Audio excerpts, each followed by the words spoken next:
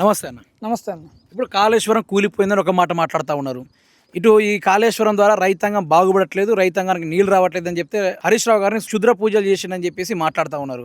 ఒకవైపు ఏమో రైతాంగం కోసం కేసీఆర్ గారు నీళ్లు అందించని చెప్పేసి బీఆర్ఎస్ పార్టీ వాళ్ళ ఆరోపణలు చేస్తూ ఉన్నారు. బీఆర్ఎస్ పార్టీ వాళ్ళు చెప్తా ఉన్నారు. మరోవైపు ఏమో ఈ కాళేశ్వరం పనికిరాదని చెప్పేసి రైతుల యొక్క భూమిని 22/A అనే చట్టాన్ని తీసుకొచ్చి భూమిని లాక్కునే కార్యక్రమాలు లాంటివి చేస్తూ ఉన్నారు. ఎలా చూసుకోవచ్చు వీళ్ళు? కాంగ్రెస్ నాయకులకు కళ్ళు దొబ్బినే కావచ్చు. ఒక్కసారి ఇటు చూడండి, నీళ్ళు ఎలా పోతుందో ఆ నీటిని ఆపే సత్తా లేదు. ఆ నీటిని ఆపి ఇక్కడ లక్షల మందికి, లక్షల పొలాలకు, లక్షల ఎకరాలకు నీటిని అందించవచ్చు. ఆ పని వదిలిపెట్టేసి ఆ రోజు కేసీఆర్ గారు లక్షల ఎకరాలకు నీరు అందించాలని, కొత్త సాగునీరు అందించాలని, తాగునీరు సాగునీరుకు హైదరాబాద్ లాంటి మహానగరాలకు కూడా తాగునీరుని అందించిన ఈ కాళేశ్వరాన్ని కూలిపోయిందని, కుంగిపోయిందని, వంగిపోయిందని, టుంగిపోయిందని రకరకాల మాటలు చెప్పుకుంటా ఇప్పటికీ 2.5 సంవత్సరాలు గడిపేసిండ్రు. ఓన్లీ కాళేశ్వరం పేరు చెప్పుకుంటా 2.5 సంవత్సరాల కాలాన్ని వృధా చేసిండ్రు. కాళేశ్వరం ఎక్కడ కూలిపోయింది? వృధాగా నీళ్లు పోతున్నాయి. ఆ నీటిని కాపాడుకోవచ్చు కదా, ఆ నీటిని స్టోర్ చేయవచ్చు కదా. అవి వదిలిపెట్టి ఇలా వాళ్ళ ఆలోచన ఏందని అంటే కాళేశ్వరం మీద నెట్టేస్తే, కాళేశ్వరం మీద ఏదైనా అంశాన్ని దారి మరలిస్తే ప్రజలు వాళ్ళు ఏమనుకుంటారంటే వాళ్ళకి ఇచ్చిన హామీలను మర్చిపోయి కాళేశ్వరం మాటలు మాట్లాడుకుంటూ ఉంటారు. వాళ్ళకి ఇచ్చిన హామీలను మర్చిపోతారనే ఆలోచనతోని ఆ రోజు కేసీఆర్ గారు ఇంత పెద్ద అద్భుతమైన కాళేశ్వరాన్ని కట్టిన గర్వపడాలి. ఎలా ప్రపంచంలో బహుళ దశలో కలిగిన లిఫ్ట్ ఇరిగేషన్ ఇది, గర్వపడాలి. దీనికి తెలంగాణలో ఉన్నందుకు గర్వపడాలి మనం. దాన్ని మానేసి ఇలా లేస్తే కాళేశ్వరం కుంగిపోయిందని, ఇది అయిపోయిందని, అది అయిపోయిందని. కాళేశ్వరం గురించి ఏం తెలుసు కాంగ్రెస్ ప్రభుత్వానికి? కాళేశ్వరం గురించి ఏం తెలుసు? కాళేశ్వరం అంటే ఒక మేడిగడ్డ ఒకటే కాదు, 3 బ్యారేజీలు ఉన్నాయి, 7 లిఫ్ట్ ఇరిగేషన్లు ఉన్నది, 21 టన్నుల కాలువలు ఉన్నది, 233 గ్రావిటీ టన్నుల కాలువలు, 1800 కిలోమీటర్ల కాలువలు, 20 పంప్ హౌజులు, 85 పంపులు. దాంట్లో మేడిగడ్డ ఒక పార్ట్. ఆ మేడిగడ్డలో కూడా 86 గేట్లు, 85 ఫిల్డర్లు. అదేవిధంగా 8 బ్లాక్, 7వ బ్లాక్లో ఒక్క ఫిల్డర్ దెబ్బతింటే మొత్తం కాళేశ్వరం మొత్తం కూలిపోయిందని అంటాను. సిగ్గుశరం ఉండాలి, కొంచెమైనా సిగ్గుశరం ఉండాలి. ఇదే కాళేశ్వరం ద్వారా లక్షల ఎకరాలకు ఆ రోజు కేసీఆర్ గారు నీళ్ళు అందించిండ్రు. లక్షల ఎకరాలకు పంట పండినాయి. రైతులు ఆ రోజు రాజులైనరు. కానీ మీ వీళ్ళ ఆలోచన ఏందని అంటే రైతులు ఆగం కావాలి, రాబోయే కాలంలో భూములను తక్కువ ధర కొనుక్కోవాలి.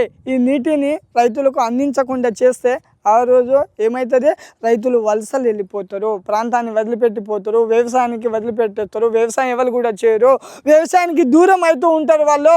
వాళ్ళకు వ్యవసాయం నుంచి దూరం చేసి రైతుల దగ్గర నుంచి భూములను అడ్డికి పావుసరుతో కొనుక్కోవాలని ఆలోచన ఇలా రేవంత్ రెడ్డి చేస్తారు. రాబోయే కాలంలో ఎలక్షన్ వచ్చే నాటికి తెలంగాణలో ఉన్న సగం ఆస్తులు రేవంత్ రెడ్డి కుటుంబం మీద, అదేవిధంగా వాళ్ళ మినిస్టర్ల మీద, వాళ్ళ ఎమ్మెల్యేల మీద, కాంగ్రెస్ నాయకుల మీద ఉండేటట్టు ఇలా ఒక ప్లాన్ చేసుకుంటారు. 22/A ప్రతి క్షణం, ప్రతిరోజు హరీష్ రావు గారు కాళేశ్వరం కూలలేదు, కాళేశ్వరం ద్వారా లక్షల ఎకరాలకు నీళ్లు ఇవ్వచ్చు, గతంలో మేము ఇచ్చినాం, కాళేశ్వరం ద్వారా నీళ్లు ఇవ్వండి అని కాంగ్రెస్ ప్రభుత్వం మీద ఒత్తిడి చేస్తే ఈ కాంగ్రెస్ ప్రభుత్వం, కాంగ్రెస్ నాయకులు ఏం చేస్తారో ఇదానే సిగ్గుశరం ఉన్నదారా కాంగ్రెస్ నాయకులారా? మీకు చెప్పుతోని కొడతారు మిమ్మల్ని. ఏంద్రా తెలంగాణలో వర్షాలు పడొద్దనే బీఆర్ఎస్ నేత హరీష్ రావు అఘోరి పూజలు. సిగ్గుశరం ఉన్నారా ఇవ్వారా? ఈ నీటిని ఆపే సత్తా లేదు.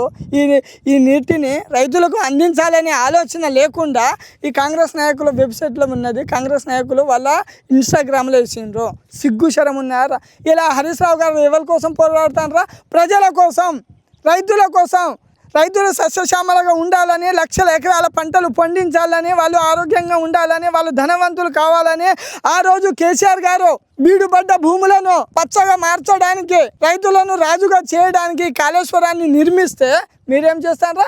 ఇలా కాళేశ్వరం నీటిని వృధాగా వదిలేసి ఇలా ఆ భూములను బీడు భూములుగా మార్చేసి ఆ భూములను మీరు కొని రియల్ ఎస్టేట్ ఏర్పాటు చేస్తానని అనుకుంటారా? మీ భాగవతం తెలంగాణ ప్రజలకు తెలియదా? ఒక్కొక్కటి అన్ని బయటపడుతున్నాయి.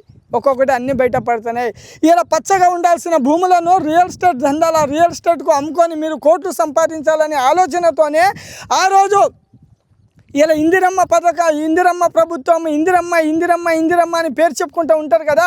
ఆ ఇందిరమ్మ ఆ రోజు ఏం చేసిందే, చాలామంది రైతులకు పేదలకు ఇలా భూములు ఇచ్చి దున్నుకొని బతకండి అని అసెంట్ భూములు ఇస్తే ఇలా 22/A అని ఒక చట్టం తెచ్చి ఆ భూములను గుంజుకోవడానికి ప్రయత్నం చేస్తున్నారు. సిగ్గుశరం ఉన్నారా ఆ ఇందిరమ్మ పేరు చెప్పుకుంటా ఇలా ఆ పేరును వాడుకొని ఇలా అధికారంలో వచ్చి ఆ రోజు గుంజుకోమని ఇవ్వలేదు, ప్రజలకు వ్యవసాయం చేసుకొని బతకమని చెప్పిండ్రు. ఇచ్చినా కూడా ఆ రోజు ఇందిరమ్మ భూములు ఇచ్చినా కూడా దేనికి పనికి రాకుండా మూలకు పడి ఉన్నది, దేనికి కూడా లేవు. దాంట్లో తొండలు తిరుగుతున్నాయి, చెట్లు మొలిసినాయి. అలాంటి చెట్లు మొలిసిన బండలు ఉన్న చేన్లను సస్యశ్యామలంగా పంటలు పండించుకోవడానికి ఈ కాళేశ్వరాన్ని నిర్మించిండు.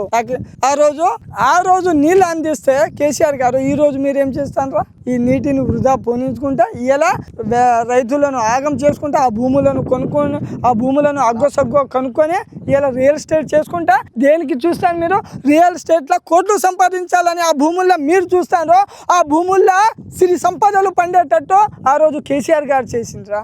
అలాంటి దొంగన కొడుకులు మీరు. మాజీ ముఖ్యమంత్రి వర్యులు కేసీఆర్ గారు కాళేశ్వరం కమిషన్ కోసం కట్టాడని చెప్తా ఉన్నారు. రేవంత్ రెడ్డి గారు అదే విధంగా మాట్లాడుతున్నారు ప్రెస్ మీట్ లో. నిజమేనా ఇది? కేసీఆర్ గారు కమిషన్ కోసం కాళేశ్వరం కట్టిందంటే ప్రజలు చెప్పు తీసుకొడతారు. ఇలా నీళ్లు వృధాగా పోతున్నాయి, ఇలా నీటిని ఆపురాని అంటే ఈ నీళ్ళలో ఈ మేడిగడ్డల ఈ కాళేశ్వరం ప్రాజెక్ట్ లో ఉన్న ఇసుకను తీసి గడ్డ మీద పోతావా?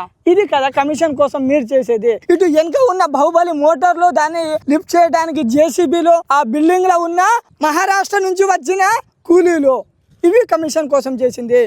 మీరు నీళ్లు అందించండి రా అని అంటే మేడిగడ్డ కూలిపోయింది, మేడిగడ్డ కుంగిపోయింది, మేడిగడ్డ తుంగిపోయింది, ఇవి అన్నారా మీరు మాటలు చెప్పాల్సిందే.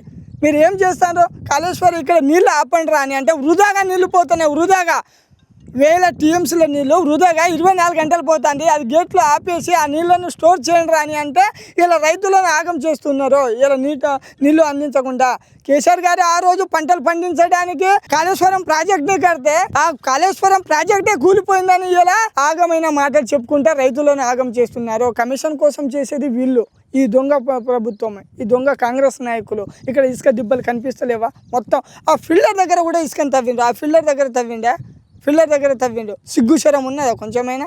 ఇక్కడ ఏమున్నా నీళ్ళు పోతలేవా? ఇక్కడనే ఉన్నాయి కదా కాళేశ్వరం.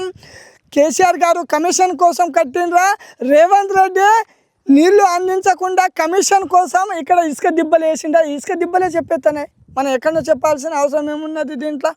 అంటే కాంగ్రెస్ ప్రభుత్వానికి రైతులకు నిండా ముంచాలని వాళ్ళు ఫిక్స్ అయినరు, వాళ్ళు వలసలు పోవాలని ఫిక్స్ అయినరు, వాళ్ళు ఈ రాష్ట్రంలో ఉండకుండా పోవాలని ఫిక్స్ అయినరు. రాబోయే కాలంలో ఆ భూములన్నీ వాళ్ళు గుంజుకోవాలని వాళ్ళు తయారైనరు. ఇలా కాంగ్రెస్ నాయకులకు వాళ్ళ ఆలోచన ఏంటంటే రాబోయే కాలంలో భూములు కానీ ఇక్కడ ఉన్న పంట పొలాలు కానీ వాటిని బీడిగా మార్చేసి వాటిని వాళ్ళ పేరు మీద రాయించుకున్నడానికే ఇలా చేస్తారు. వాళ్ళ ఆలోచన ఏంటిదే, భూములను లాక్కోవాలని. అంటే ఆ రోజు ఇందిరమ్మ గారు ఇందిరమ్మ రాజ్యం అని అంటారు. ఇందిరమ్మ కావచ్చు ఆ రోజు మీ 60 సంవత్సరాల పరిపాలనలో పేద ప్రజలకు ఇలా వ్యవసాయం చేసుకోమని అసలు భూమి ఇస్తే ఇలా 22/A అని పెట్టి ఆ భూములను గుంజుకోవడానికి స్కామ్కు పెద్ద తెర లేపింది ఈ కాంగ్రెస్ ప్రభుత్వం. పొంగిలేటి శ్రీనివాస్ గారు మీకు రెవెన్యూ మంత్రిగా చేసిందే కొత్త పట్టాలు ఎక్కించడానికి. ఎవరైనా ఇంకా పట్టాలు ఎక్కించుకోకుంటే వాళ్ళను పట్టాలు ఎక్కించడానికి, ఏ రైతైనా ఆగమైపోతుంటే గతంలో ఎవరికైనా పొరపాటున పట్టాలు ఎక్కకుంటే వాళ్ళకు పట్టాలు ఎక్కించడానికి కొనుగోలు అమ్ముగోలు జరుగుతూ ఉంటే ఆ పట్టాలు ఎక్కించుకోవడానికి తప్ప ఇలా మిమ్మల్ని మంత్రిగా చేసింది దానికోసము. కానీ మీరు ఏం చేస్తారు, ఇలా అసెంబ్లీ భూములను గుంజుకోవడానికి ప్రయత్నాలు చేస్తున్నారు, అసెంబ్లీ భూములను గుంజుకోవడానికి పట్టాలు ఎక్కిస్తున్నారు. ఇలా మీరేం చేస్తారు, అసెంబ్లీ భూములను లాక్కోవడానికి కొత్త చట్టాలు తెస్తారు. అంటే రైతులను ఏం చేస్తానని అనుకుంటారు, రైతులకు పట్ట ఎక్కిరా నాయనా అని అంటే అసెంబ్లీ భూముల పట్టాలను వాళ్ళ దగ్గర భూములను గుంజుకోవడానికి 22/A అని పెడతావా? ఆ కొత్త చట్టం తెస్తావా? ఆ చట్టం వలన లాభం ఎవరికి? ఇక్కడ ఉన్న రైతులకు కాదు, కాంగ్రెస్ ప్రభుత్వానికి, పొంగిలేటికి, మంత్రులకు, కాంగ్రెస్ ఎమ్మెల్యేలకు, రైతులకు ఎవరు కూడా లాభం కాదు. ఆ చట్టం చేయడం వలన ఎవరికైనా లాభం ఉన్నదా? ఎవరు కూడా లాభం లేదు, ఒక కాంగ్రెస్ నాయకులకు తప్ప. దాని వలన తెలంగాణలో ఉన్న రైతులు అందరూ ఆగమైపోతారు. ఆ చట్టం తీసుకురావాల్సిన అవసరం ఏమున్నది? ఇలా నీళ్లు అందించరా గాడిద అని అంటే నువ్వేం చేస్తున్నావు? కొత్త చట్టాలు తెస్తావా? కొత్త చట్టాల వలన లాభం ఏమున్నదా? ఉప్పుకు వస్తుందా? పప్పుకు పనికి వస్తుందా? ఇలా నీళ్ళని స్టోర్ చేసేస్తే రాబోయే కాలంలో లక్షల ఎకరాలు పండించి రైతులు సస్యశ్యామలంగా ఉంటారు. ఆ విషయాన్ని వదిలిపెట్టి ఇలా నీళ్లను వృధాగా వదిలిపెట్టేసి నీళ్ళు వృధా పోతుంటే కుంగిపోయింది మేడిగడ్డ, తుంగిపోయింది మేడిగడ్డ అని ఇలా రకరకాల మాటలు చెప్పుకుంటారు. రైతు నోట్ల సున్నం కొడతాండ్రు. ఇలా సరైన సమయానికి ఊరియా దొరుకుతలేదు, సరైన సమయానికి పిండి బస్తాలు దొరుకుతలేవు.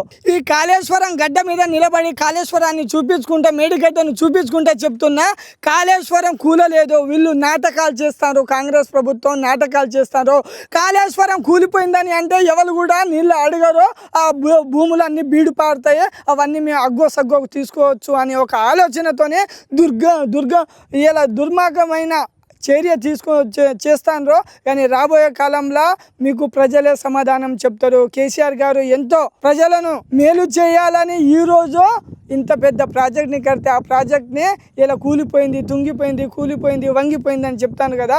ప్రజలే రాబోయే కాలంలో మీకు సమాధానం చెప్తారు. అదే బీఆర్ఎస్ ప్రభుత్వం అధికారంలో వస్తుంది, లక్షల ఎకరాలకు అదే బీఆర్ఎస్ ప్రభుత్వం నీళ్లను కూడా అందిస్తుంది. అప్పుడు మీరే చూస్తారు.